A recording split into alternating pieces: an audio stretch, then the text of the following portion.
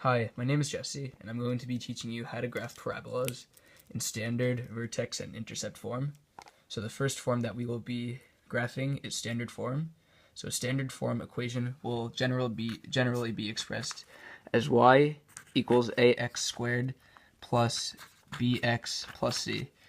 Knowing this general equation will help when you're actually trying to graph an equation. So the first example that we're going to be looking at is y equals minus x squared plus 4x minus 2. So the a, b, c values in this problem is a is -1, that's the minus x up here, b is +4, and c is -2. So now, knowing those variables, now we need to find the vertex in the first step of graphing the parabola. So the formula for the vertex is the vertex equals minus b over 2a, comma, f minus b over 2a.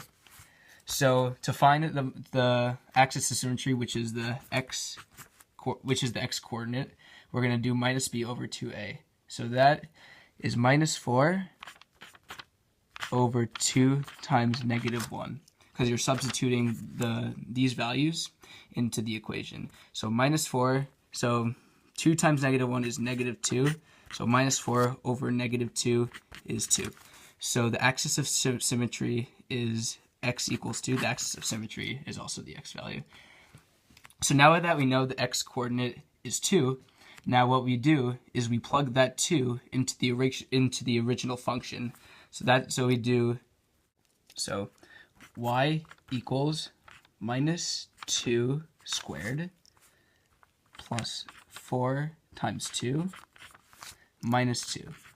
So now we do y equals -4 plus 8 minus 2, and then using addition, y equals 2. So the vertex of this parabola is 2, 2. So to determine whether or not the parabola will face up or down, you have to look at the sign of the a value. If the value is positive, then it will face up. If the a value is positive, then the parabola will face up. And if the a value is negative, then the parabola will face down. So since the a value is -1, this parabola will face down. So to determine the rest of the points on the parabola, we're going to need to make a t-chart. So that looks like this.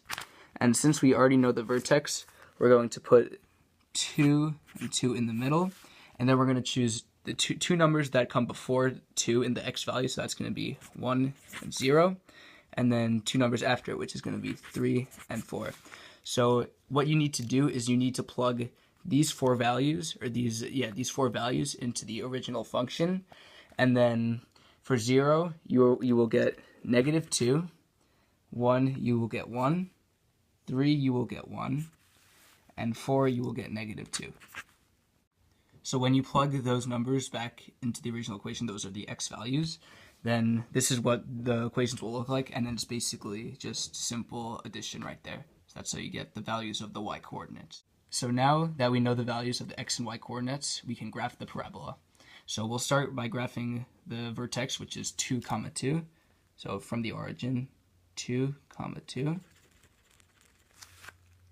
And then next we'll go 0, -2, 0, and -2. It'll be around there, all approximation, but all in the same realm. Next one is 1, 1. So we go here and around here. And then the next one is 3, 1, since we already graphed the vertex. So that'll be 3, 1, around there. And the last one is 4, -2. Go here, and down over here. And then draw on the lines. And that's what a parabola in standard form, doing a standard form equation, will look like. And now we need to determine whether or not this parabola will have a minimum or maximum value. And whenever the parabola opens downward, it will have a maximum value because the vertex is at the highest point that the graph can get itself. So that's how you graph a parabola in standard form. Next is vertex form. The motion of of this baseball in the air is similar to that of a parabola facing downwards. The next form we will be doing is vertex form. So a vertex form equation is generally expressed as y equals a parentheses x minus h squared plus k. So in the example, y equals x plus 2 squared plus 1. We have to do the same thing as we did for standard form, is identify the a, h, and k this time, because there's no b or c. So the a value for this problem is a is 1, h is minus 2, and k is 1. So for vertex form, the vertex can easily be identified as h comma k. So what we need to do here is simple substitution. H is minus 2, because that's what it says over here, and k is 1.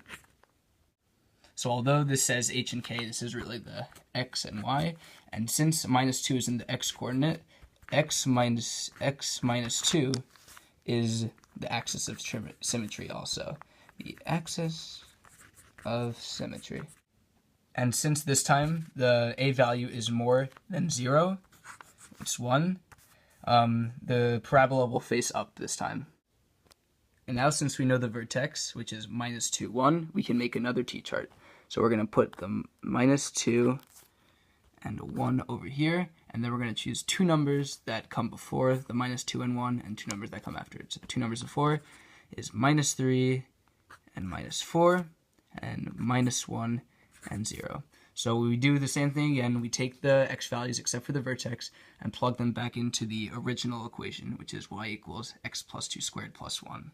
So when you plug the x values into the original equation, so for minus 4, it's y equals minus 4 plus 2 squared plus 1.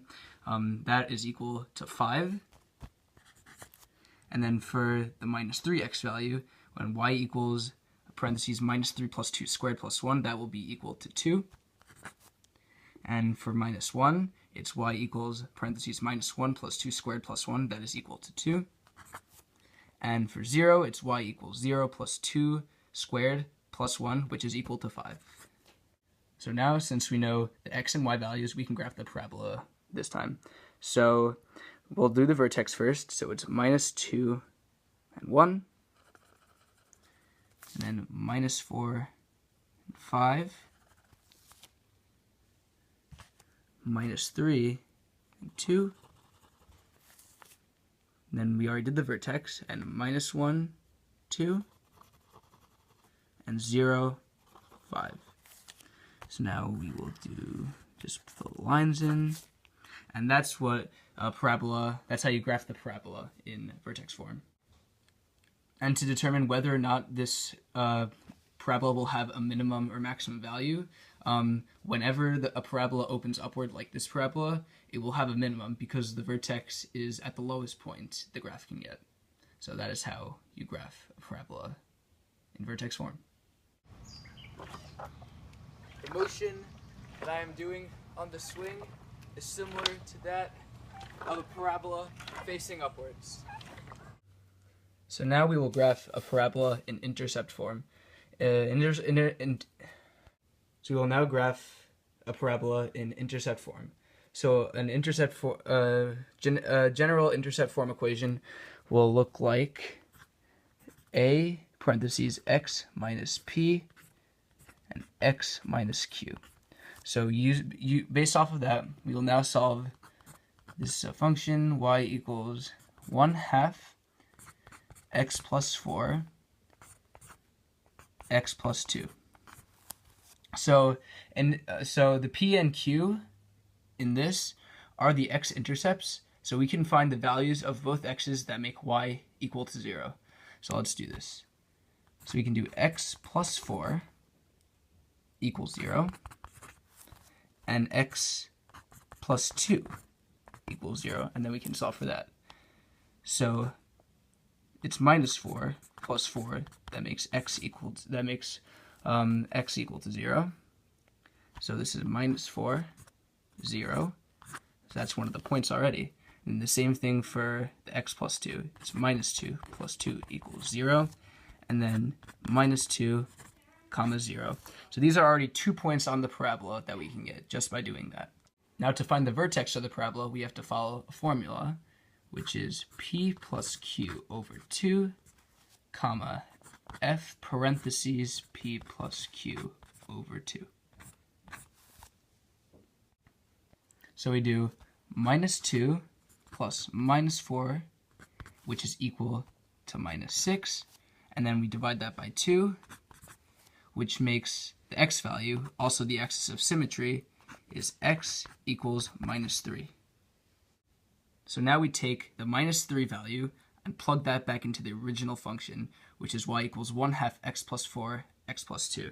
So it will look like y equals 1/2 parentheses minus 3 plus 4 parentheses minus 3 plus 2, and that will be equal to negative 1/2. So the vertex of this parabola will be minus 3, comma, minus 1/2. So now that we know the vertex, we can make another t-chart. So we put the vertex in minus 3 and minus 1/2, minus 3 as the x value, and minus 1/2 as the y value. Then we're going to take two numbers that come before minus 3, so we can do minus 4 and minus 5, and two numbers that come after it, minus 2 and minus 1. So the cool thing is, for the minus 4 and minus 2 values, we already did that at the beginning, that it's minus 4, 0, and minus 2, 0, since we had to make the since we had to make y equals to 0. So both of these values will be equal to 0. And to find the y values of the x coordinates for minus 5 and minus 1, we take those numbers and plug them back into the original equation, which is y equals 1/2 x plus 4, x plus 2. So we plug them back into the equation. So for minus 5, it's y equals 1/2 minus 5 plus 4 minus 5 plus 2, and that is equal to 1.5. And for the minus 1 value, y equals 1/2 minus 1 plus 4 minus 1 plus 2, which is also equal to 1/2. So these y values will both be 1/2.